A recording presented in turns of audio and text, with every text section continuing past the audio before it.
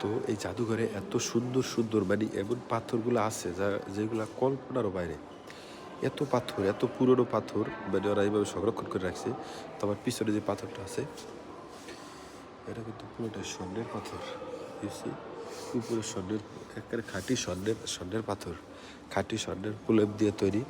এবং এই যে পাথরগুলা তো পৃথিবীর ইতিহাসে এমন কোনো মহামূল্যবান পাথর নাই যেগুলো ওদের সংরক্ষণশালায় নাই।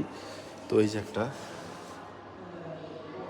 যেগুলো আমরা নাটক সিনেমায় দেখছি।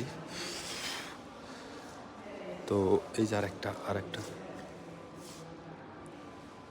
এই দিক দিয়ে পুরোটাই এমন সাজানো। তো আমি আরেকটু ভিতরে যাব। তো এইগুলা বেশি মহামূল্যবান। এগুলার অনেক কীভাবে রাখছে।